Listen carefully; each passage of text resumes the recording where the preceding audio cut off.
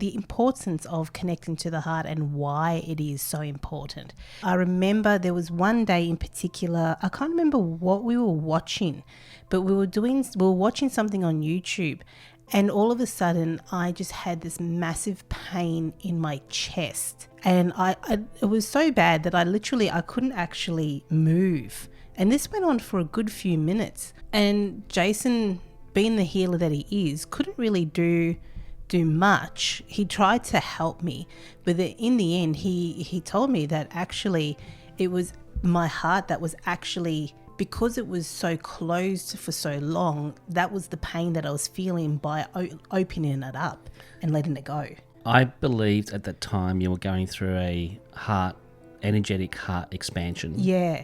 Learning to feel more and tap into more of your heart essence. And because you are very awesome with your mind, where I come from a place, I believe I came into this incarnation again with an open heart, because I'm such a big empath, and my heart picks up so much to a point where my heart is very intuitive. And if I listen closely enough, it will talk to me and give me a really big truth of what is real and what's not real. Yeah.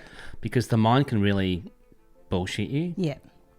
So your heart and your feeling, I feel, is really the truth, Yeah. including your inner knowing as well. Yeah. But the heart is a really good indicator of what truth is, and does help me feel through people giving me the wrong perception, or the mask that people wear, trying to put on the mask, and I can feel, and my heart can tap into if that's real or not. Yeah, so your heart is pretty much a bullshit detector. That's a good way of putting it. Yeah. Yeah, absolutely. So I thought this was really important only because of my own experience with connecting to my heart again. And I feel like it is really important that we do actually connect to our heart. That's not to say that the head is not important. We need both a balance between the heart and the head.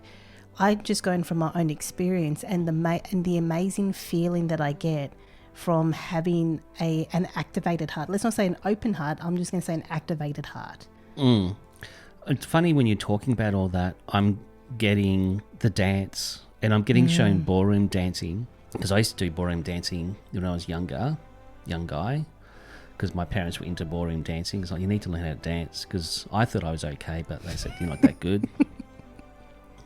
But, whatever. You're so cute. And so I'm getting because the heart is the feminine, the mind's the masculine. We've talked about this many times on the podcast. Yeah.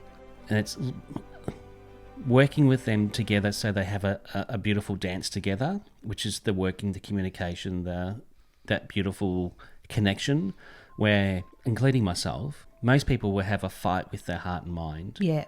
Because the mind does carry an ego with it. Yeah. Where I feel like the heart really doesn't have an ego. Yeah. So that's where the fight is. So we're talking about mastery, self-mastery and authentic self and authority and all that type of jazz. And then the other one we did. We need to learn to settle down the ego, come from more of our true heart space, because the mind is very important.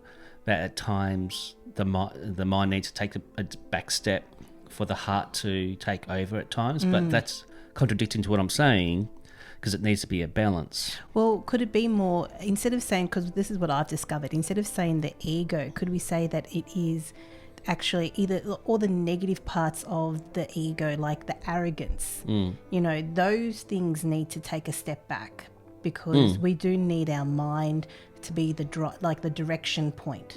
But it's the arrogance, the negative, the shadow aspects of the mind that need to have a back step. I'm getting shown Star Trek Spock, one of the new Spock Star Trek movies, where he was one of the new Spocks, and he really struggled because he was half human and half Vulcan, and Vulcans are all about their head. Logic. Because he was half human, he struggled with his heart. So even that advanced race still have trouble with balancing their heart and mind, which is interesting to look at. Because we need to have a higher consciousness of mind, yet balance it with our human heart as well. And we also have high heart as well, the thymus. Yet we need to be more focused on, I think at this stage of the game, with everyone having more of an open flowing heart, balancing it with the mind to keep it simple. Yeah, absolutely. Because I've done a lot of research. I was interested in the Torus field. Is it the Torus field? Yeah, Torus field. Yeah, everything has a Torus field around it. Yeah, I was really interested in the Torus field, and I was actually doing research on the bioenergetic field of the human body. And I discovered that in one of the videos that I was watching on YouTube, that the heart is 500 times more powerful than the mind. Isn't that interesting? That was recorded by the World Health Organization, apparently. Don't quote me on it, but that's what was in the video that I was watching on YouTube. 500 times stronger and more powerful than the mind. Mm-hmm. But you need both. You do need both. Yeah, so as we were discussing this before we started, I was getting, again, manifestation. Yeah. The feeling in the heart and the passion and the drive from the heart area is very, very important. Yeah. Because if you don't feel good and you feel blah, blah, and you can just use the mind, it just won't work that way. Yeah. So you really need that fire of the heart, that passion, in that 500 times stronger.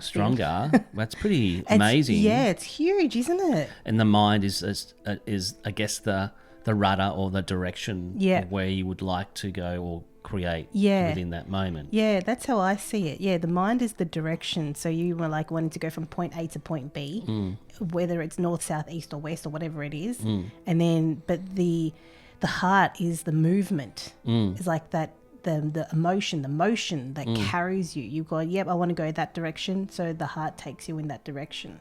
And one thing I've been working on for my whole life pretty much is that the perception of having a big open heart means that you're weak. People perceive women to be weaker because they're, nurturers, women not as strong, which is complete illusion. So that is, I just want to state to everyone, if you have a big open heart and you care, it doesn't mean that you're weak, either with being a male or female. It actually, to me, means that you're stronger. I agree, yeah. It's very important, especially being a healer. If I didn't have an open heart and cared, there's no way I could do a good job. Yeah, absolutely. So it's really massively important, especially doing that type of thing. Or any job really, service job, being a fireman or, a frontline worker, you need to have a care factor and some sort of open heart. Yeah, exactly. Caring nature about you, to wanting to, jump into fires and to save people. Yeah, that's exactly it. So it is really important to have a balance and to connect to the heart, because especially in what's happening around the world at the moment, it just feels like there is this disconnection, like separation from everyone, especially because it's so important as human beings, as us human beings, to connect with people, because our energy can grow and we feel more at home sometimes when connecting with people.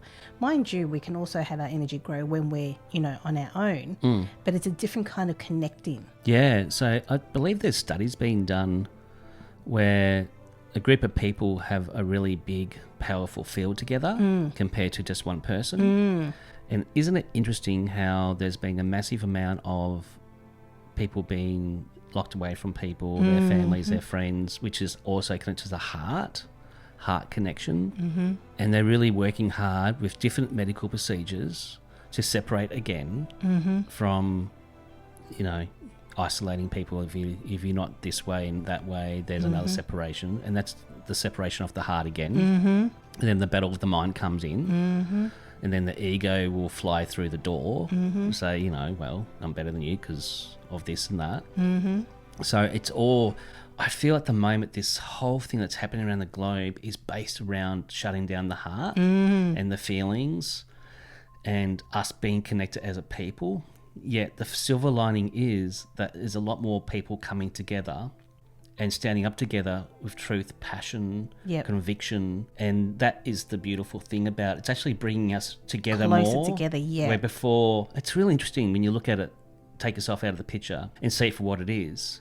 Even though there's a lot of separation going on around the world, but at the same time, on the other side of the coin, there's so much coming together.